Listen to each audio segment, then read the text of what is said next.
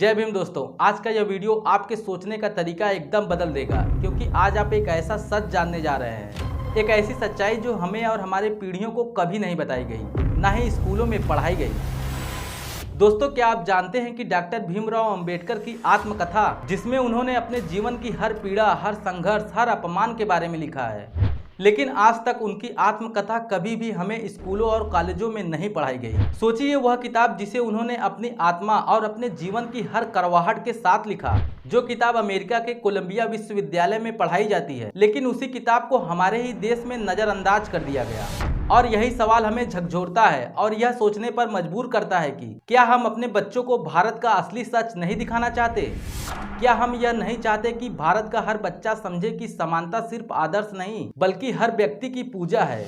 दोस्तों, अंबेडकर की आत्मकथा सिर्फ उनके जीवन की कहानी नहीं है, यह हमारे समाज की असमानता, हमारी कमजोरी और हमारे आंखों से छुपाई गई सच्चाई का प्रतीक है। इस किताब का हर पन्ना, हर शब्द हमारे भीतर सवालों के लाइन लगा देता है। अब सोचिए कि अगर हमारे भारत का हर बच्चा इस किताब को पढ़ता और समझता, तो क्या जातिवाद और भेदभाव भारत में इतने लंबे समय तक जीवित रह सकते थे? शायद नहीं।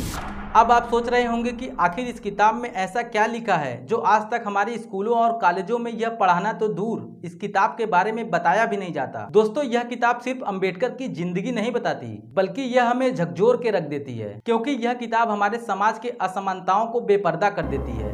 इस किताब में वह सब लिखा है जो अक्सर हमारे समाज में छुपा दिया जाता है, और यही वजह है कि इस किताब को कुछ लोग पढ़ने और पढ़ाने में कतराते हैं। अब सोचिए कि अगर इस किताब को कोई बच्चा पढ़ ले, तो क्या वो जातिवाद का समर्थक बन पाएगा? क्या वो भेदभाव को पुण्य समझेगा? शायद नहीं। वह जागरूक हो जाएगा और इस समाज के असली सच्चाई से वाकिफ हो जाएगा।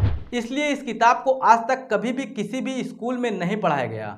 यह और बात है कि अमेरिका जैसे विश्व के सबसे बड़े देश के कॉलेजों में यह किताब पढ़ाना अनिवार्य है, क्योंकि अमेरिका चाहता है कि मेरे लोग जाति, धर्म, भेदभाव जैसे पाखंडों से ऊपर उठे।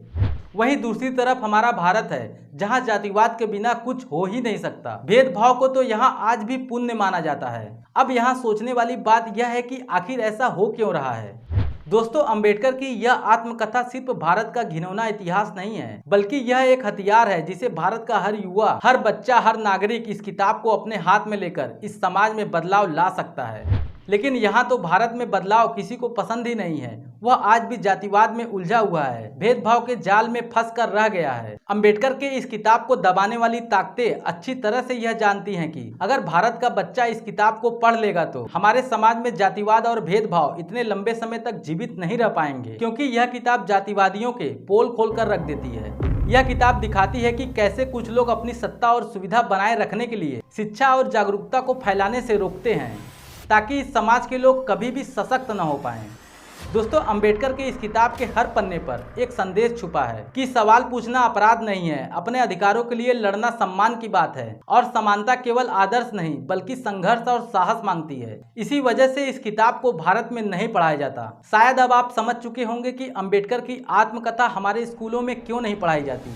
अब सोचिए कि अगर इस किताब को भारत का हर बच्चा पढ़ लेता, तो यह भारत कैसा तैयार होता? क्या तब भी हमारे समाज में जातिवाद और भेदभाव फलते फूलते? शायद नहीं, क्योंकि तब भारत का हर बच्चा जातिवाद और भेदभाव के खिलाफ होता, क्योंकि इस किताब को पढ़कर वह अच्छी तरह से जान जाता कि जातिवाद और भेदभाव सिर्फ एक शब्द नहीं है, बल्कि समाज के उन सच्चाइयों के नाम है जिन्हें हमसे छुपाया गया। यह किताब मनुवाद की सच्चाई को बेपर्दा कर देती है। यह साफ साफ बताती है कि किस तरह शिक्षा और सच्चाई को दबाकर कुछ लोग अपने फायदे और सत्ता को बनाए रखने की कोशिश करते हैं। दोस्तों, 21वीं सदी चल रही है। अब वक्त आ गया है कि हम सब जागें, सवाल उठाएं और अपने समाज के कमजोरियों को पहचानें।